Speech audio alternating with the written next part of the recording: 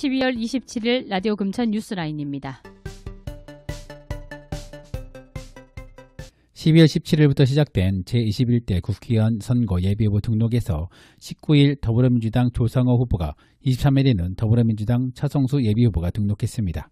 조성호 후보는 1970년생으로 법무법인 파랑 대표 변호사입니다.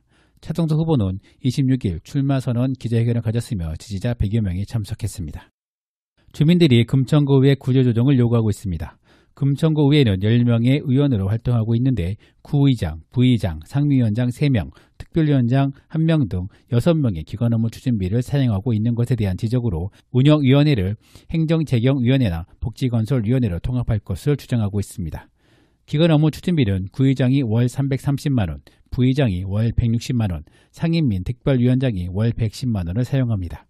구의회는 의회 운영위원회, 행정재경위원회, 복지건설위원회 등 3개의 상임위원회를 가지고 있으며 의회 운영위원회는 의사 일정 결정, 의회 사무국의 업무 보고 및 예결산, 의회 관련 조례 및 규정을 논의합니다. 지난 15개월간 회의록을 분석한 결과 의회 운영위원회는 18회에 걸쳐 180분의 회의를 진행했고 1,650만 원의 업무 추진비가 소요됐습니다. 국방부가 공군부대 이전 추진에서 국방부 주도의 이전이 불가하다고 통보함에 따라 이전 사업이 사실상 멈췄습니다. 금천구 의회 219회 정례회에서 강수정 구의원의 구정 질의한 것에 대해 신동건 도시환경국장은 2018년 11월 국방부가 제공한 이전 부지에 대한 사업성 검토 및 개발 계획안을 세워 2019년 2월 국방부에 통보했지만 국방부는 3월과 6월 해당 부지가 부적합하고 민원이 있다는 이유로 국방부 주도의 이전은 어렵고 금천구가 이전 부지를 확보할 것을 통보했다고 밝혔습니다. 이에 신 국장은 금천구는 사업 진행을 위해 이전 대상지를 검토하고 있으며 주민공개토론회 개최를 통해 공군부대 이전 사항에 대해 주민들에게 투명하게 설명하고 국방부의 이전 요구를 지속적으로 진행하겠다고 밝혔습니다. 금천구 독산 3동에 위치한 모두의 학교 부지가 서울시 서남권 시민청 최종 후보지로 선정됐습니다. 서울시는 권역별 시민청 4개소를 추가 조성한다는 계획으로 성북구, 송파구, 강서구, 금천구에 추가로 시민청을 설치합니다. 금천구에 제안한 부지는 모두의 학교 내 운동장 부지로 현재는 모두의 학교, 금천문화예술정보학교가 들어서 있습니다. 시 관계자는 내년에 관련한 연구 용역을 실시해 주민들의 의견을 수렴할 것이고 언제 들어설 것이라고 정하긴 어렵다고 밝혔습니다. 현재 모두의 학교는 서울시의 부지로 이중 운동장 1691제곱미터의 규모의 시민청을 만든다는 계획입니다. 시민청은 서울시의 시민이 주체가 되어 기획하고 참여하는 소통, 문화, 전시, 커뮤니티 허브로 2013년 1월 서울시청 지하에 처음 들어섰고 2018년 4월 삼각산 시민청을 개관한 바 있습니다.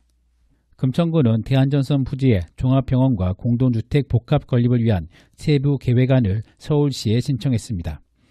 입안된 계획안의 주요 내용은 종합병원 810병상, 공동주택 7개 동 998세대, 업무시설 및 근린생활시설 건축물, 주요 가로변의 공개공지 3개소, 가로 활성화를 위한 연도형 상가 조성 등입니다.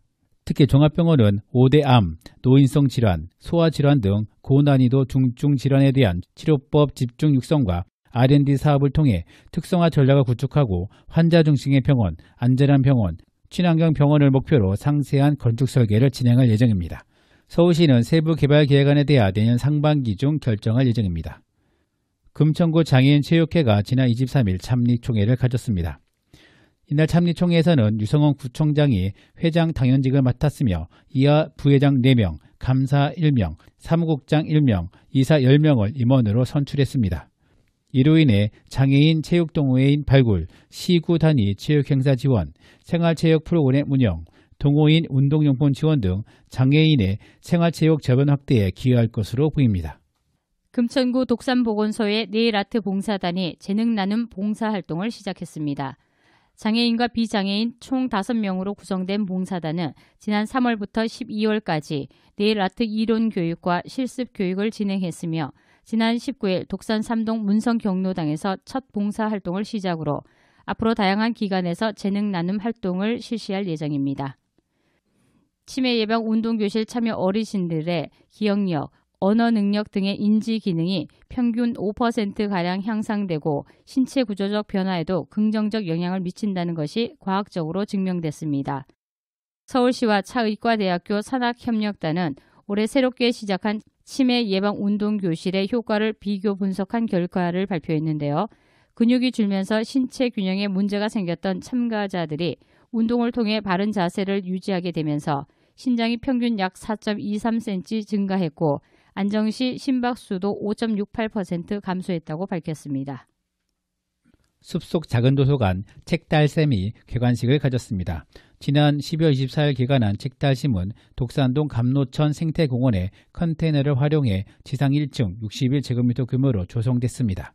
숲속에 있는 도서관을 감안해 생태 환경 중심에 약 3천여 권의 장소를 구비했고 유아 어린이를 비롯한 전 연령대상 생태 특화 독서 프로그램을 운영할 계획입니다. 운영 시간은 화요일부터 토요일까지 오전 9시부터 오후 6시까지이며 매주 월요일은 휴무에 들어갑니다. 지난 12월 18일 마을해설사 양성과정 수료식이 독산 이동주민센터에서 열렸습니다. 2019년 시민참여 예산으로 지난 9월부터 3개월간 총 20회에 걸쳐 진행된 양성과정은 18명의 수료생을 배출했으며 이번 과정을 통해 개발된 마을여행 코스와 우리마을 안내책자는 4달 발간할 예정입니다. 가산동 소재 대룡 테크노타운 20차 입주업체가 백미 20kg 90호를 기부했습니다. 또한 총 462만 원에 상당하는 후원 물품을 한부모 가족 등 관내 저소득층에 전달할 예정입니다. 대룡 테크노타운 20차에서는 연중 상시 사랑의 쌀 모금 활동을 통해 지속적인 기부 활동을 이어나갈 예정이며 일부 사업체 대표는 음식 등 지속적인 정기 후원 활동에도 동참하겠다는 의사를 밝혀 훈훈함을 토했습니다. 지금까지 라디오 금천 뉴스라인 이성호, 한영진, 기술의 김호경이었습니다. 라디오 금천 뉴스라인은 마을시민 금천이니까 함께 만들어갑니다.